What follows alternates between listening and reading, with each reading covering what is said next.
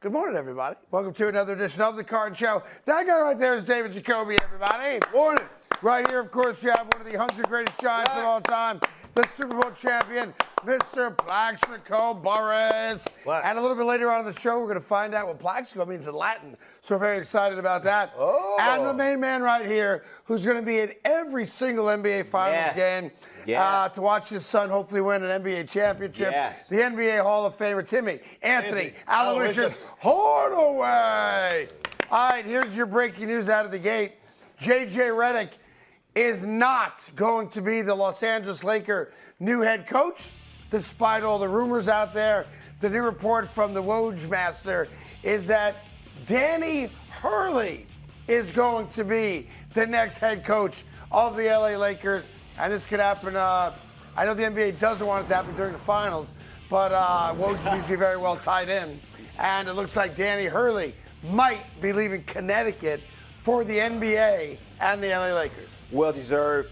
To me, though, I wouldn't leave. He has it perfect. He's got a great gig in Connecticut. Great gig at Connecticut. I wouldn't leave because be careful what you ask for. But you know what? If there's anybody that could put up and really talk to LeBron and knows kids and understands what needs to be done, is Danny Hurley. And I so hardly believe in him and going to the Lakers. I think he's probably the only one that can deal with LeBron James and deal with their organization, deal with those identities that they have. So if this happens, it's good for. Look, I love the Hurley family. Obviously, that's a pedigree of basketball that most families don't have, and he's obviously got the championships now on the college level. The only difference that I don't want to minimize what you said because I appreciate it is that when you're a tough love, taskmaster type of coach at the collegiate level, because you're dealing with kids, that can work.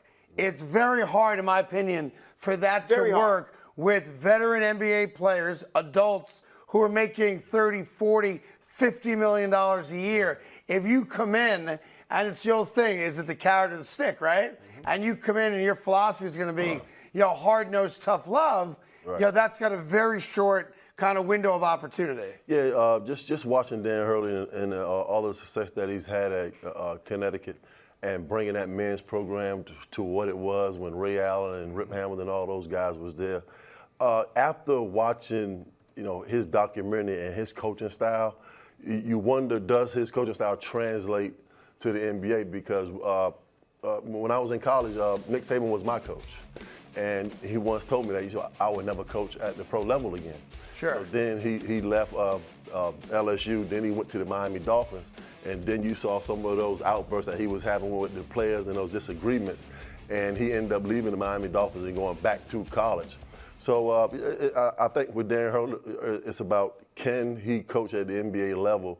And those guys really, have respect for his style of coaching. Yep, and I think the one guy that comes immediately to mind who did it successfully, and I'm not sure if there's a second guy, to be fair, would be Larry Brown. No question. I was just about to say that. Larry Brown, who went with Danny Manning, of course, in Kansas, and was a great coach at any level, of course. Right. Was able to go to the pros, and it translated for him. Right. And he had great success in multiple NBA cities. But you got to also understand, Larry Brown played in the ABA. Right. And he understood basketball players totally, ABA, NBA, college, and he knew, like I said, he know basketball players. And I say this wholeheartedly: if Larry Brown innovated what Allen Iverson is today, and what Allen Iverson did in the NBA, everybody was trying to make Allen Iverson a point guard.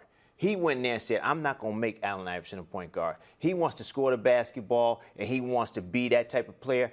I'm going to put people around him and let him play off guard and be that type of player. So Larry Brown he knew how to innovate, and he really knew how to coach. So I was in Philly for part of that run, and AI hated Larry Brown and respected Larry Brown. They both butted heads a lot. But you know what? Larry Brown talked to him and made him understand this is how this team is going to be better if you play it. And like he bought this. into it. He bought into it. And if you watch AI's Hall of Fame speech, he acknowledged that he needed Larry Brown. No question. As much as he pushed him away, Larry Brown made him a better basketball player. It made him a better basketball player and understood what he needed to do. But, it's a lot of guys that went in there and tried to make Allen Iverson a point guard, which he wasn't. Larry Brown knew his true talent, and he made them off guard, and that's where Allen Iverson strived at. But getting back to Danny Hurley, congratulations. He gonna still have to tone it down, like you said. He gonna have to tone it down, you know. But I know he's the type of guy that's gonna get up into LeBron and AD's face and tell him, can't you wait know, to see that. If that exactly happens. how he feels. You know, this is what we gotta do. This is how we gotta do it.